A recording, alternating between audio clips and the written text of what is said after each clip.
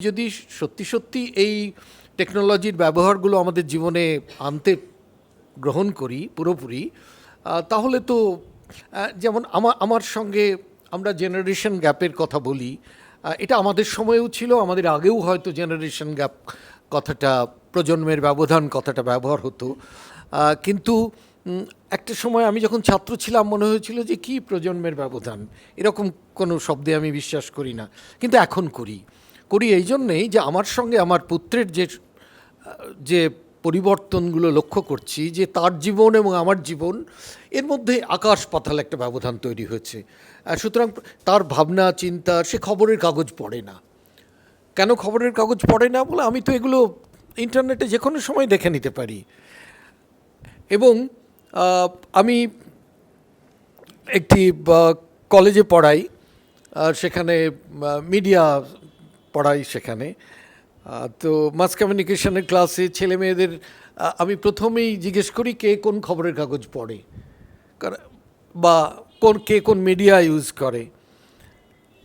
তো আমি দেখেছি যে শতকরা ৮০% ছেলে মেয়ে ছাত্রছাত্রীদের মধ্যে তারা খবরের কাগজ পড়ে না।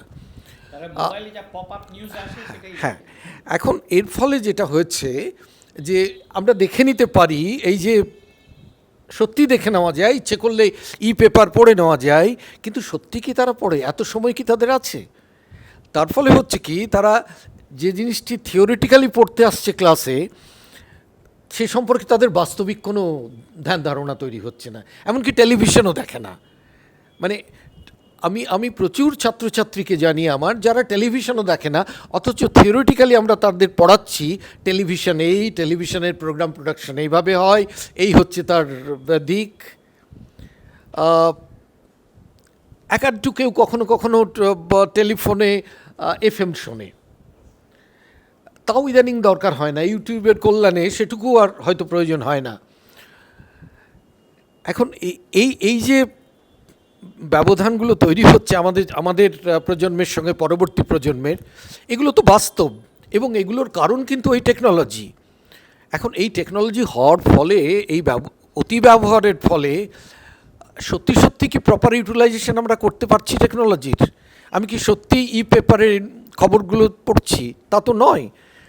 ফলে সব কিছুই ভাষা একটা খুব উপরিস্থলে আমাদের বিচরণ হচ্ছে, এবং যার ফলে যে সামান্য কিছু তথ্য নিয়ে আমরা সন্তুষ্ট থাকি, কোনো তত্ত্বে যাওয়ার তো প্রশ্নই নেই। এমনকি তথ্যের সঙ্গে জ্ঞানের আমরা বলি যে অনেক পার্থক্য আছে। আমরা কিছু তথ্য জানি, ফলে আমরা জ্ঞানের ভেতরে প্রবেশ করার আমরা জ্ঞানী হতে পারি না, কিন্তু আমরা কিছু তথ্য জানি। আমি আমার ছেলের কথা বলছিলাম। আমার ছেলে সে তার জগৎ কিন্তু ইন্টারনেট, এবং ইন্টারনেট জগতের মাধ্যমে সে প্রচুর তথ্য জানে। এমনকি আমার স্ত্রী যখন কোনো ব্যাপারে আটকে যায়, জিজ্ঞেস করে এটা কোথায় বা এটা কি, আমি অনেক সময় বলতে পারি না, কিন্তু আমার ছেলে বলে দেয়। তার এই তথ্যগুলো তার সমস্ত সে সংগ্রহ করেছে ইন্টারনেট থেকে। কিন্তু এই তথ্যগুলোর ভেতরে পেছনে যে জ্ঞানের জগৎ, সেই জগতে প্রবেশ করার পক্ষে আমার মনে হয় এত তথ্য জরুরি নয়। এটা আমার মত এবং আমার ধারণাও। শুধু তথ্য দিয়ে আমাদের জীবন নিশ্চয়ই কাটতে পারে না। আমি মিডিয়ার কথা বলছিলাম, নিজে মিডিয়া জগতের মানুষ, আমার প্রফেশন ছিল সেখানে, স্বপ্নময়ও জানে, স্বপ্নময়ও সেই জগতের মানুষ। আমরা দেখেছি যখন প্রথম বিশ্বায়নের ফলে, যখন টেলিভিশন আমাদের কাছে প্রথম এসেছিল, টেলিভিশনের বিশ্বায়নের সময়, যখন বিশেষ করে যখন 1995 আপনারা জানেন যে আমাদের সুপ্রিম কোর্ট একটি খুব ল্যান্ডমার্ক জাজমেন্ট দিয়েছিল, যে এই যে আমাদের এয়ার, বাতাস, বা আমাদের এই ইথার বা এই প্রাকৃতিক যে সেটা কোনো সরকারের একচেটিয়া হতে পারে না। অর্থাৎ তারা বলেছিলেন যে মিডিয়াতে শুধুমাত্র সরকারি যে একচেটিয়া সেটা থাকা উচিত নয়।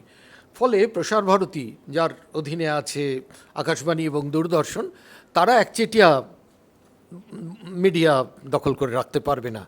ফলে 1995 পরে লক্ষ্য করবেন, 1997 প্রথম প্রাইভেট যে সমস্ত রেডিও স্টেশনগুলো শুরু হয়েছিল, এফএম রেডিও স্টেশন শুরু হয়েছিল এবং তারা খুবই পপুলার হয়েছিলেন।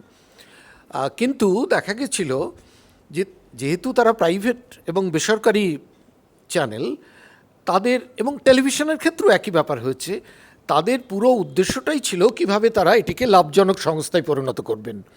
ফলে যে সরকারি ইয়েতে যে পাবলিক সার্ভিস ব্রডকাস্টিংয়ের যে কনসেপ্ট, অর্থাৎ জনসেবামূলক সম্প্রচারের যে কনসেপ্ট, সেই কনসেপ্ট থেকে আমরা অনেক দূরে সরে গেলাম।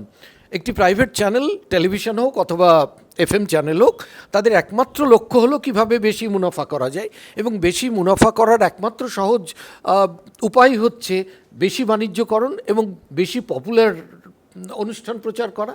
এবং যেখানে খুব বেশি পপুলার অনুষ্ঠান করা হয়, যেমন এখানে পপুলার করার একমাত্র উপায় হচ্ছে প্রচুর পরিমাণে হিন্দি গান, সারাদিন রাত হিন্দি গান বাজানো, বা সস্তা জোকস, সস্তা গল্প শোনানো, এই সমস্তগুলো এইগুলো হয়েছে। এখন এই যে মিডিয়ার বিশ্বায়ন ঘটলো, আমাদের কাছে সিএনএন প্রথম ইরাকের যে যুদ্ধের ছবি আমাদের নিয়ে এসেছিলেন, কিন্তু আমরা দেখলাম যে এর একটা দুটো দিক আছে। তখন দেখবেন প্রচুর বিদেশি চ্যানেল তারা থ্রু আউট দ্য ওয়ার্ল্ড তারা ব্রডকাস্ট শুরু করেছিলেন এই চ্যানেলগুলো।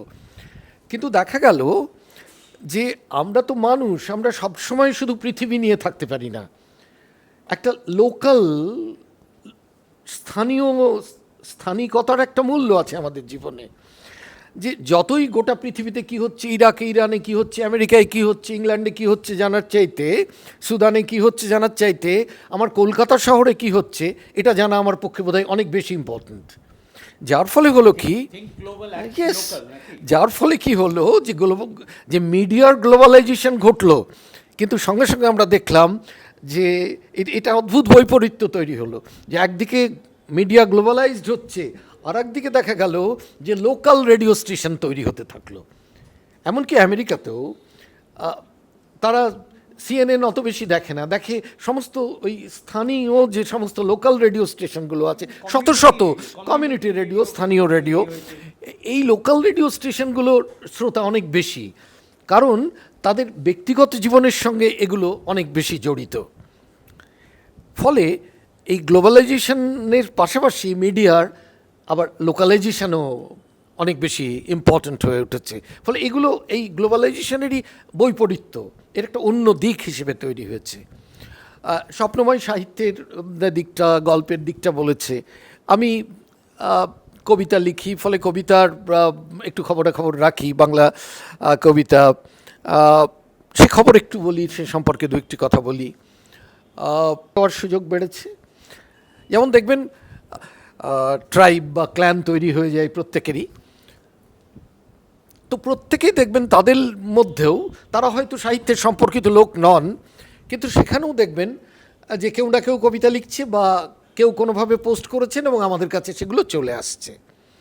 অর্থাৎ এখন এটাও এই টেকনোলজির একটা বড় ইম্প্যাক্ট তৈরি হয়েছে এভাবেই, যে আমাকে আমার কবিতা বা সেই অর্থে পুরো সাহিত্যই মানুষের কাছে নিয়ে যাওয়ার জন্যে, এবং কবিতার ক্ষেত্রে যেহেতু পরিসরটা কম, সময় খুব ছোট আকারে খুব ছোট কবিতা হয়, গল্পের মতো অত সময় নেয় না, উপন্যাসের মতো অত জায়গা নেয় না, ফলে উপন্যাস সোশ্যাল মিডিয়ায় দেওয়া যায় না, কবিতা খুব সহজে দেওয়া যায়।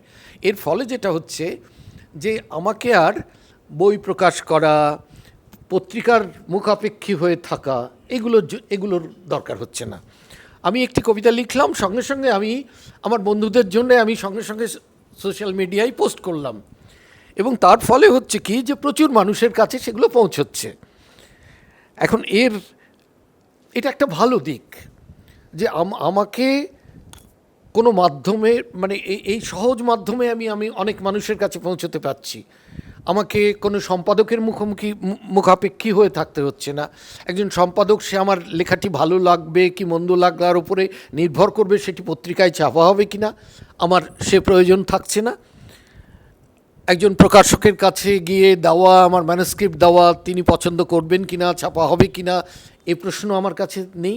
আমি খুব সরাসরি মুহূর্তের মধ্যে অনেক মানুষের কাছে পৌঁছতে পারছি। এটা একটা ভালো দিক। এরা সব কিছুরই তো একটা অন্য দিক থাকে। তো এই অন্য দিকটা তৈরি হচ্ছে এভাবে যে এখানে একটা অদ্ভুত গণতান্ত্রিকতা আছে। এই গণতান্ত্রিকতার জন্যে কি হয় যে আমি লিখলাম, আমি আমার কবিতা কেমন আমার জানার দরকার নেই, কিন্তু আমি অনেক মানুষের কাছে পৌঁছতে পারছি, অনেক মানুষকে কমিউনিকেট করতে পারছি আমার লেখাটি। এর ফলে হয়েছে কি যে প্রচুর কবিতা যেগুলো আমাদের সাহিত্যের দিক থেকে, সমালোচনার দিক থেকে হয়তো সেগুলো কবিতাই নয়, কিন্তু আমার ইচ্ছে হয়েছে আমি লিখতে পারি, আমার লেখার অধিকার আছে, আমার গণতান্ত্রিক অধিকার। আমি লিখে ফেসবুকে দিয়ে দিলাম এবং আমি আমার 30 জন বন্ধুর কাছে লাইক পেলাম। এখন তো সব সমালোচনা এরকমই, বাহ, তুলনা হয় না, বা এই ধরনের সমস্ত শব্দে করা হয়, মানে বাহবা দেওয়া হয়।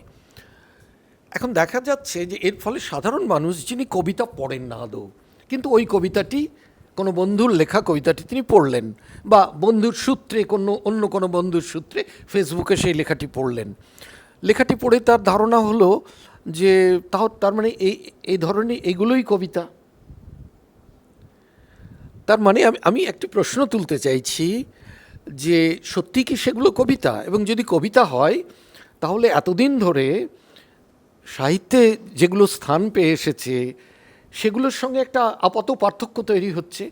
সেই লেখা তিনি পড়েননি, ধরা যাক সেই পাঠক যিনি ফেসবুকে একটি কবিতা পড়লেন তিনি রবীন্দ্রনাথ পড়েননি, জীবনানন্দ পড়েননি, বা তার পরবর্তী সময়ের কোনো কবিদের কবিতা পড়েনি, তার মনে হলো এগুলোই কবিতা, এবং যদি তার খারাপ লাগে তিনি জীবনে আর কোনো দিন কবিতা পড়ার চেষ্টা করবেন না। তার মানে কি আমরা সত্যিকার কবিতা সম্পর্কে একটা খারাপ ধারণা তৈরি করে দিচ্ছি এইভাবে? এরকম একটি প্রশ্ন আমার মনে হয় যে তাহলে যারা সত্যি সিরিয়াস কবিতা লেখেন তাদের কবিতার থেকে কি আমরা মানুষকে আরও দূরে সরিয়ে দিচ্ছি? এটি প্রশ্ন আমার। এটা খুবই ভ্যালিড প্রশ্ন যে সবাই কি কবি হয়ে যেতে পারে? যেমন মোবাইল ফোনে ছবি তোলা যায় বলে কি সবাই ফিল্ম মেকার হয়ে যেতে পারে? তো এই প্রশ্নগুলো খুবই ন্যায্য প্রশ্ন। ঠিক তাই। যেমন একজন গায়কের ক্ষেত্রে একটা সমস্যা হয়, সবাই ধরে ফেলে যে এর গলায় সুর নেই, এর গলাই ভালো নয়, ফলে গান গাওয়ার বিপদ আছে। আমি যদি গান গাওয়ার চেষ্টা করি ফেসবুকে বা ইউটিউবে, আমি আমার গান দিয়ে দিই, লোকে শুনেই বলবে যে এই গলায় গান চলে না, এর তো সুরই নেই গলায়, এর তো কোনো তাল জ্ঞানই নেই। কিন্তু কবিতার ক্ষেত্রে আমরা তো এইভাবে স্পষ্ট বলতে পারি না, কিন্তু কবিতা নানা ধরনের হয়। রবীন্দ্রনাথের কবিতা, জীবনানন্দের কবিতা, পরবর্তী সময়ে শক্তি সুনীলের কবিতা, অলোক রঞ্জনের কবিতা, এত বেশি পার্থক্য কবিতার মধ্যে, সুতরাং সবগুলোই কবিতা। সুতরাং আমি যদি বলি না আমি লিখেছি এটাই কবিতা, সুতরাং যিনি কবিতা সম্পর্কে যার ধারণা নেই তার মনে হবে এটাই কবিতা, সুতরাং এটা যেহেতু আমার পছন্দ হলো না আমি আর জীবনে কোনো দিন কবিতা পড়ার চেষ্টা করব না। তো এই ধরনের ব্যাপারগুলো ঘটে প্রত্যেকটি। সুতরাং টেকনোলজি বলুন, বিশ্বায়ন বলুন, আমাদের জীবনে অনেক ভালো দিক যেমন এনেছে তেমনি খারাপ দিকও এনেছে। সাহিত্যে তার প্রতিফলন অবশ্যই হচ্ছে। স্বপ্নময় অনেক গল্পধরদের উদাহরণ দিয়েছে, আমি কবিতারও দিতে পারতাম, কিন্তু সে সময় বা পরিসর আমাদের এখানে নেই। সুতরাং না, তাহলে আমাকে হ্যাঁ, ঠিক আছে, আমি আপাতত এটুকুই বলে শেষ করলাম। আপনাদের সবাইকে ধন্যবাদ এত কষ্ট করে শোনার জন্য। এত তাড়াতাড়ি দেবেন না, আবার আপনাকে বলতে হবে, আপনাকে ছেড়ে দিচ্ছে না অত সহজে, কারণ আপনি ওই কবিতার কথা বললেন এবং বিভিন্ন ধরনের কবিতা লেখা, যে কেউ কবি হয়ে যাচ্ছে, এই কথাগুলোতে আবার ফিরে আসবো আমরা। কারণ খুব পপুলার যেটা হয়েছে আজকাল আমি দেখেছি যে কবিতার ক্ষেত্রে বিশেষ করে যে লোকে পডকাস্ট তৈরি করছে এবং বলছে যে আমার পডকাস্টে মিলিয়ন হিটস। এখন এইগুলো আমার কাছে প্রশ্ন যে ফিল্ম যখন তোলা হয় তখন কেন শ্যুট করা হয়, আর যখন প্রশংসা পায় কবিতা সেগুলোকে হিট বলা হয় কেন? এই যে অ্যাগ্রেসিভ শব্দগুলোর ব্যবহারের কি দরকার আছে আমি জানি না, আমি নিজেকে এই প্রশ্নগুলো করি মাঝে মাঝে যে কেন হয়। আর এবার শ্রমিকদার কাছে যাব, আর আমি ওই পডকাস্টের ব্যাপারে ফিরে আসবো আপনার কাছে, এবং আরও দুটো শব্দ এবং স্বপ্নময়ের কাছেও ফিরে আসবো। এই যে যন্ত্রর কথা তো অনেক হলো, যে আপনারা যারা সাহিত্য চর্চা করেন, কবিতা চর্চা করেন, আপনারা মানুষের যন্ত্রণা নিয়ে লেখেন অনেক সময়। যন্ত্রের যন্ত্রণা নিয়ে কি অত ঠিক সেই রকম লেখা যায়, নাকি অন্য সাহিত্যের রূপটা পাল্টে যাচ্ছে এখন? আর এই প্রশ্নগুলোতে আমরা ফিরে আসবো আবার। শ্রমিকদার ব্যাপারটা হচ্ছে যে সাহিত্য, নাটক, চলচ্চিত্র সব জগতেই শ্রমিকদার দেখা, শ্রমিকদার কাছে সবই হচ্ছে একটা কাইন্ড অফ ডেজা ভিউ। তো শ্রমিকদা এই যে ট্রানজিশন ফেসটা ঘটছে এখন, সেটাকে কিভাবে দেখছেন এই তিনটে ফিল্ডেই? ধরুন যে কোনো দিক থেকে আপনি বলুন যে literature has it come to stay? একটা বই, এই যে এক্ষুনি একটু আগে বলা হচ্ছিল, আপনি খুব প্রাসঙ্গিকভাবেই ফেসবুক ট্রাইব কথাটার উচ্চারণ করলেন। এখন ট্রাইব কাফেতে বসে আছি আমরা। একটু আগেই একটু আগেই উনি বললেন যে আমাদের এখানে একটা ছোট্ট লাইব্রেরি আছে, কিছু বই রাখা আছে, লোকে আসে, বই নিয়ে যায়, বই পড়ে। তো এই হাতে করে বই দেখা, বই পড়া, এগুলোর চর্চাটা কি কমে যাচ্ছে শ্রমিকদা, নাকি ই বুকস ঠিক সেই রকম সেম স্যাটিসফ্যাকশন দিতে পারে? আপনি কি মনে করেন? You could. আর আমি জামাল সাহেবের কাছে আবার ফিরে আসবো। আপনার ফেসবুকে দুটো শব্দ আমি দেখেছিলাম, সেটাতে ফিরে আসবো কবিতা লেখার, যে ফিলিংসটা আর লিরিক্সটা। হ্যাঁ, এই শব্দ দুটো ফিরে আসবো, আমি মজা করেই ফিরে আসবো। রাইট। আমি একটু অন্যভাবে পুরো ব্যাপারটা ভেবেছি বা ভেবে চলি। এই 21 শতাব্দী হলো মানুষের সভ্যতার ইতিহাসে মানব জাতির, মানুষ নামক ট্রাইবের।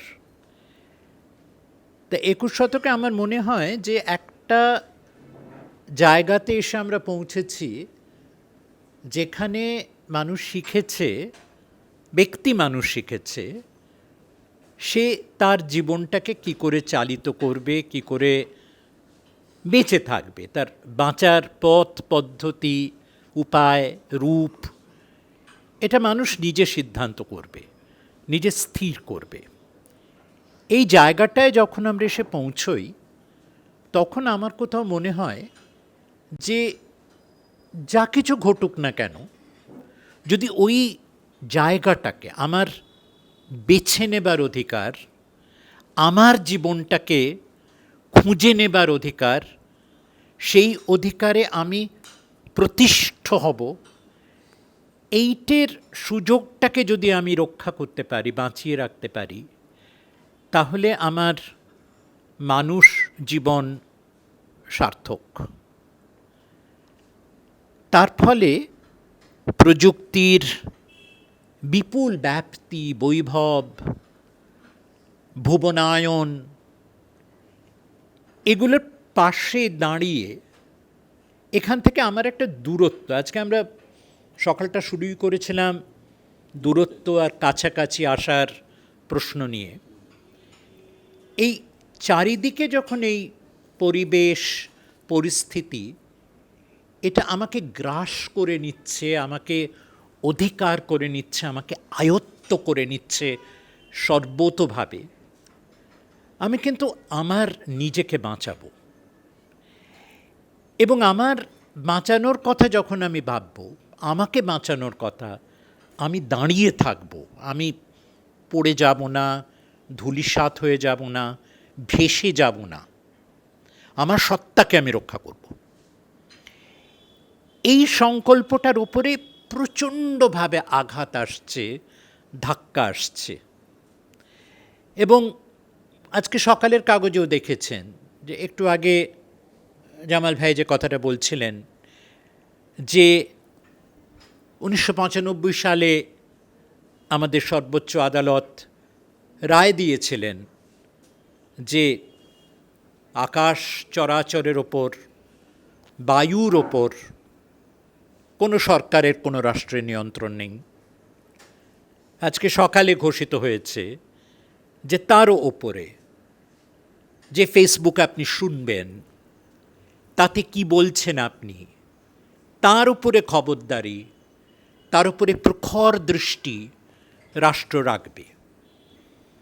রাষ্ট্র গুপ্তচর বৃত্তি করবে আমার প্রতিদিনের চিন্তা ভাবনা। আমি স্বপ্নময়কে কি বলতে চাইছি, শুধু স্বপ্নময়কেই বলতে চাইছি, বা শুধু জামাল ভাইকেই বলতে চাইছি, বা শুধু রাজুকে বলতে চাইছি, সেই কথাটার ওপরও কিন্তু কেউ খবরদারি করবে। তাই আমার কাছে আজকে খুব মারাত্মক হয়ে উঠছে এই ব্যাপারটা। এবং তখন আরও বেশি করে আমার মনে হচ্ছে যে আমি আমার অবস্থানটার স্বাধীনতা, স্বাতন্ত্র্য, অধিকার, এটাকে আমি ধরে রাখার জন্যে প্রাণান্ত, আক্ষরিক অর্থে প্রাণান্ত চেষ্টা করব। এবং আমার মতোই তো প্রাণান্ত চেষ্টা আরও করছেন। আমার 80 বছর বয়স হয়েছে গত বছর। আমার বয়সী, আমার বয়সের কাছাকাছি মানুষেরা 3 বছর হয়ে গেল কারাগারে রয়েছেন। তাদের বিরুদ্ধে কোনো অভিযোগপত্র, অভিযোগ লিপি, তার কোনো দলিল পর্যন্ত তৈরি হয়নি, এবং বৃহত্তম আদালত মেনে নিয়েছেন, সেটা চলতেই পারে।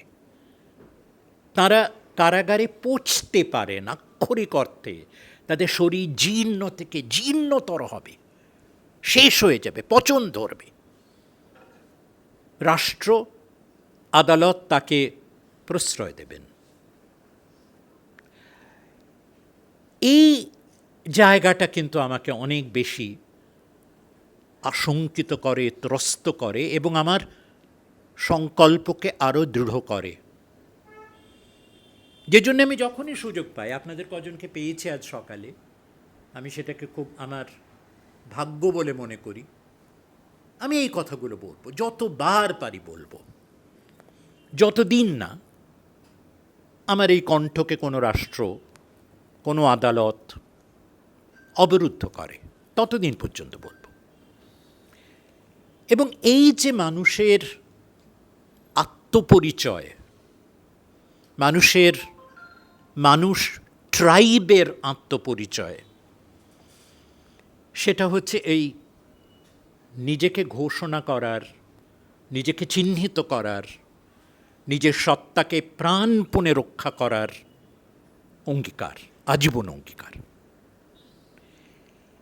এবং সেই অঙ্গীকারের অঙ্গ হিসেবে আমি যেভাবে মানুষ হয়েছি, বড় হয়েছি, আমার পরিবার, আমার সমাজ, আমার মাস্টারমশাইরা, অসাধারণ মাস্টারমশাইরা, স্কুল থেকে কলেজ, বিশ্ববিদ্যালয় অবধি, তার বাইরেও যাদের কাছে প্রাতিষ্ঠানিক শিক্ষা লাভ করিনি, কিন্তু শিক্ষা পেয়েছি কতভাবে, কি বিশাল বিশাল মানুষকে চিনেছি।